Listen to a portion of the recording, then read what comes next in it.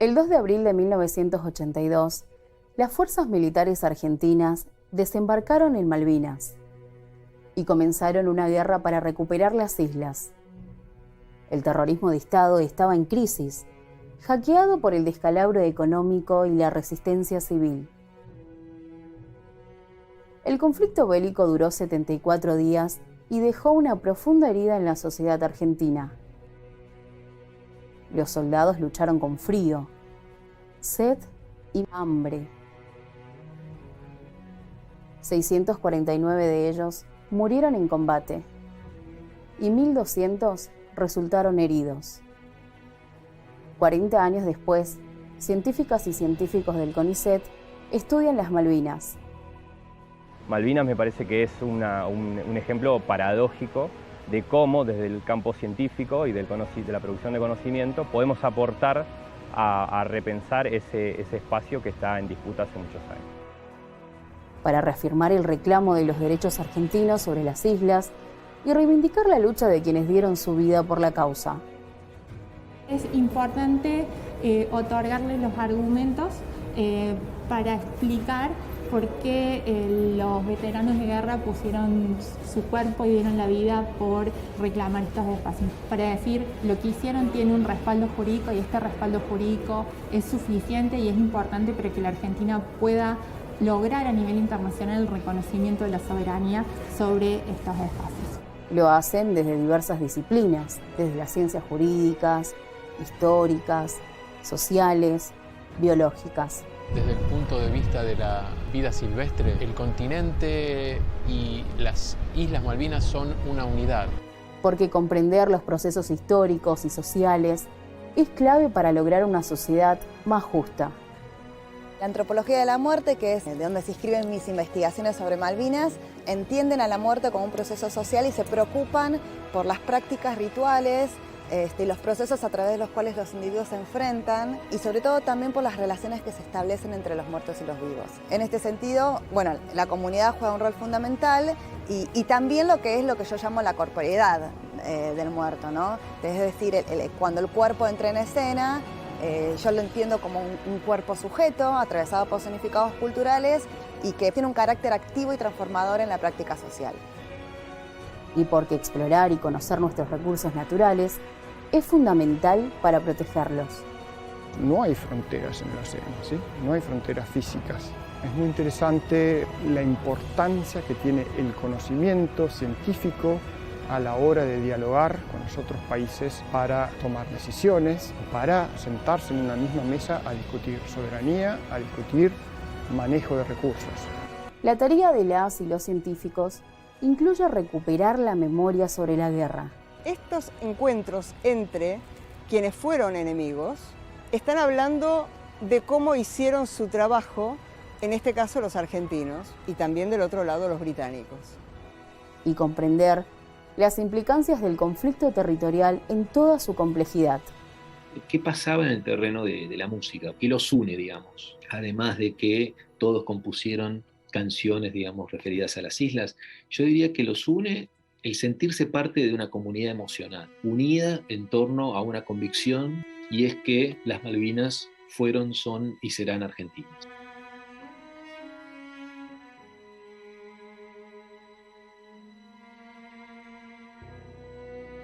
Porque hacer ciencia por Malvinas es ejercer soberanía sobre nuestro territorio.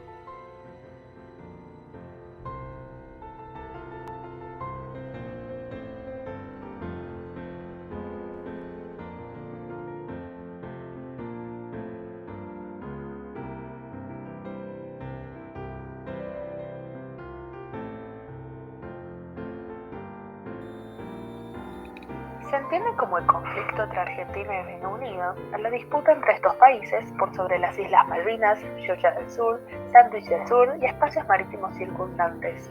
Este conflicto se originó en 1833, cuando la Marina Real Británica expulsó por la fuerza a las autoridades argentinas que se encontraban en las Islas Malvinas. Como aún no existía ningún superior a quien recurrir en estos casos, las cosas se arreglaban mediante comunicación. Pero como Reino Unido comprende esa acción como una reafirmación de su dominio, no soltaron palabra alguna. Por lo tanto, Argentina luchó e intentó resistir ante la toma por 74 días. 74 días donde nuestros combatientes pusieron vida y alma por aquello que pertenecía a nuestra patria. No fue hasta 15 años después de la creación de la ONU, en 1945, que se tomaron cartas sobre el asunto. Pero, como ha quedado claro, el odio y el resentimiento eran tan fuertes entre ambos países que nunca iban a llegar a un acuerdo. Pero igualmente se intentó, y a lo largo de estos intentos también comenzó la descolonización y el concepto de orden, paz y justicia. Por lo tanto, varias organizaciones intervinieron, como la Unión de Naciones Suramericanas, la Comunidad de Estados Latinoamericanos y Caribeños, la Asociación Latinoamericana de Integración, el Parlamento del Mercosur y muchos más. Las Islas Malvinas se encuentran en el Océano Atlántico Sur a unos 500 kilómetros de distancia de Argentina, paralelo número 52 y meridianos números 58 y 60. El archipiélago está formado por dos grandes islas, Soledad y Gran Maldiva, y más de 200 islotes o islas de pequeño tamaño. Como se mencionó, estas islas están declaradas como territorio no autónomo por la Organización de las Naciones Unidas, ya que Reino Unido consta como su potencia administradora hasta el día de hoy, pero su soberanía queda bajo el reclamo de Argentina, quien requiere su devolución desde la invasión y ocupación de los ingleses en 1982. Caracteriza al relieve de las Islas Malvinas son las planicies suavemente onduladas, sobre todo al sur de la isla Soledad, y algunas sierras de baja altura de formas redondeadas y con pendiente suave debido a la fuerte erosión eólica. Su clima es frío, húmedo y oceánico, por ende es muy inestable. Presenta constantemente una serie de temporales de vientos impetuosos y fríos, intermitentes lloviznas, granizo, nieve y escarchas nocturnas de más de 3 días de duración. Por esta razón, en el suelo de estas islas predominan los pastos duros y bajos, los arbustos, los líquenes y los musgos, los cuales forman amplias tuberas, áreas cubiertas por carbón vegetal generado por la descomposición vegetal por humedad, pero se aprecia una gran decadencia en los árboles. La flora de las Islas Malvinas no es especialmente variada. Esto se debe al clima de la región, que es inhóspito, inestable, frío y ventoso, con lluvias la mayor parte del año. La temperatura ronda entre los 5 y los 18 grados. Entonces, los pocos organismos adaptados a estas condiciones suelen tener relación directa con la vida marina o cercana a la costa. De cualquier manera, las plantas de las Islas Malvinas son muy peculiares y características de las estepas. Predominan los pastos duros y bajos, los arbustos, los líquenes y los musgos, los cuales forman amplias turberas. En el pasado geológico existieron árboles, cipreses de la cordillera y araucarias, como los de los Andes patagónicos fueguinos. La flora se desarrolla constantemente a lo largo del año y cubre casi toda la superficie del suelo, excepto en aquellos sitios donde existen afloramientos rocosos. El gobierno de facto de Malvinas hace una excelente explotación de la industria pesquera. Negocia con pesquerías internacionales licencias ilegales que les permite extraer los recursos que desean por un determinado periodo de tiempo, entre 3 a 5 años. La mayor exportación corresponde al famoso calamar ilex, el más popular de la isla, lo que corresponde al 50% de su PBI anual.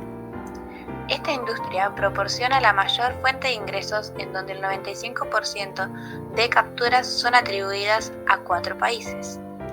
A raíz de esto se dio un cambio sustancial en la vida de sus habitantes y, a su vez, un gran impacto negativo por actividades sísmicas en la zona.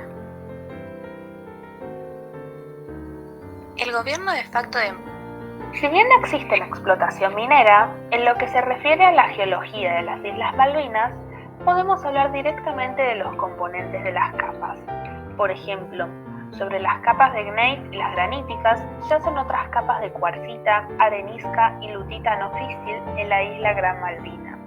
La cuarcita, que es más dura, está presente en el Monte María, ubicado en la isla Gran Malvina. La hidrografía malvinense consiste en cortos cursos aluviales, aguas almacenadas en depresiones del terreno, cauces fluviales cubiertos de peñascos y relieves fósiles llamados ríos de piedras.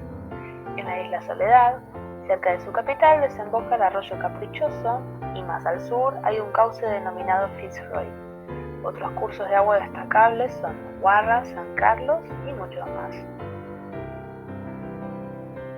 La hidrografía malvinense.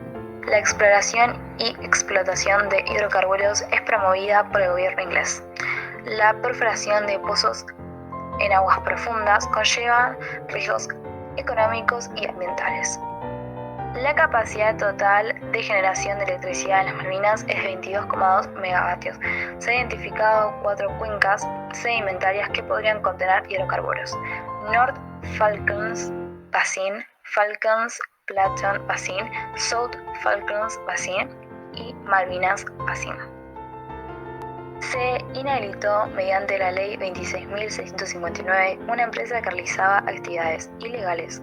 La empresa petrolera fue Navitas Petrol Lippi. Esta fue declarada clandestina. La mayoría de los turistas llegan a estas islas entre los meses de octubre y marzo, pero no todos ellos saben respetar los ecosistemas naturales y los seres vivos del archipiélago a la vez que los contemplan. Esto provocó graves daños en la fauna y la flora del lugar, como la contaminación, la alteración de ciclos y las costumbres de algunas especies. Por eso, para seguir manteniendo las islas como un enclave turístico enfocado en la increíble naturaleza del lugar, es imprescindible buscar formas sostenibles de respeto y conservación de la fauna y la flora de la zona. Respeta a los animales, evita participar en reclamos turísticos o actividades que no respeten la vida en cautividad de esos animales. No te lleves nada, colabora con la conservación de la fauna y flora del lugar sin llevarte nada que pueda dañarlos. No dejes nada, evita dejar tus residuos y los de tus acompañantes en el lugar. Utiliza las papeleras o en su defecto, almacena la basura contigo hasta que la puedas desechar en el contenedor apropiado. También puedes colaborar con la limpieza de la zona recogiendo la basura que esté tirada por donde pases. Favorece la economía y la gastronomía local. Procura comprar souvenirs o consumir comida sostenible y que favorezca la economía del lugar. Apuesta por el transporte público. Elige transporte público siempre que te sea posible para reducir nuestra huella de carbono. No derroches recursos. Por ejemplo, apaga el aire acondicionado cuando no lo estés usando o cualquier otro aparato electrónico para ahorrar energía. Haz lo mismo con el agua y otros recursos. Asegúrate de que tu hotel sea eficiente. Dedica un tiempo a investigar si el lugar donde te hospedarás es eficiente energéticamente. Hay clasificaciones que pueden ser de ayuda como Green Globe o Energy Star.